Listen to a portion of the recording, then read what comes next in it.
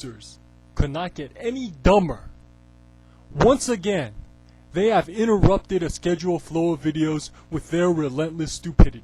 And you know what the most messed up thing about these morons is that when you first read their inarticulate and barely readable insults, you might think to yourself, they're probably just little kids, But then you go to their page and find out they're like 20, What the hell? We are literally talking to a bunch of blithering idiots. It's like that movie, Something About Mary, where the guy goes, I work with retards, and then the girl goes, isn't that a little politically incorrect? And the guy goes, hell, nobody's going to tell me who I can and can't hang out with, That's us, We're hanging out with a bunch of dumbasses, Dumbasses who are it's just so far off in their fantasy world, reading dirt sheets and making things up as they go along, that when one of us comes in and tries to give them a dose of reality, it just completely blows their minds, It's like we just put an Xbox game in a Sega Genesis or something, Their 16-bit brains are just overloaded, and now they have to insult us, And the hilarious thing about this is that their constant overuse of the word business while they make things up, Well, you don't know about the business, the business is like this, the business is like that, You want to talk about business? Okay, let's talk business. Alright, every business has a basic plan for the future, and this is just purely my fan opinion on what happened with the WWE. My opinion as a fan is that ever since they lost their big stars, the WWE has wanted to force the creation of the next Hulk Hogan. In 2005, they handpicked John Cena to be this guy, and since then have shoved his ass down our throats to try to reach this goal. I think we can agree on all this so far. But can you see the problem with this picture? Can you see it? The problem is that nobody knows what the hell is going to happen with this push along the way. Crap happens in business. This push could win, or it could flop. Cena could quit, or he could stay. The fans might cheer. They might boo him. You just don't know what is going to happen push-wise along the way. And this is why most businesses have a bunch of well-prepared alternate decisions, just in case.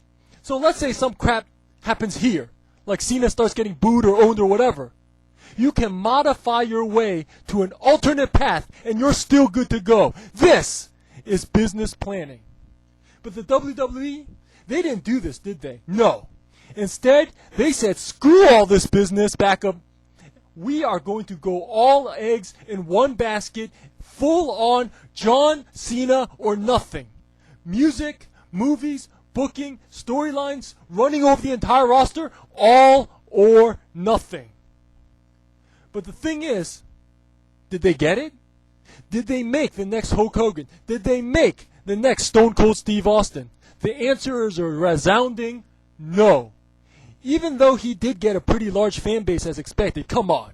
Booed out of 3 WrestleManias, booed out of his own hometown, declining Raw ratings, he was never able to reach that pinnacle, even after a historical push that sacrificed the entire roster.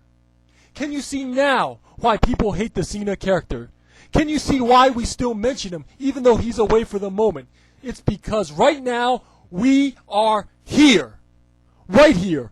Right in the aftermath of the roster-crushing push, dealing with a steamrolled and weakened locker room after Cena pretty much owned everything for the last 2 years.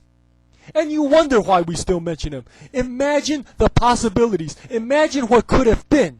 Imagine if the WWE was actually open to more than one possibility. Imagine if they had alternate destinations as well as alternate participants. So that this way, if something screws up, say, here, the possibilities for greatness are still wide open. This is what could have been. Yet this is what you defend. What's wrong with you?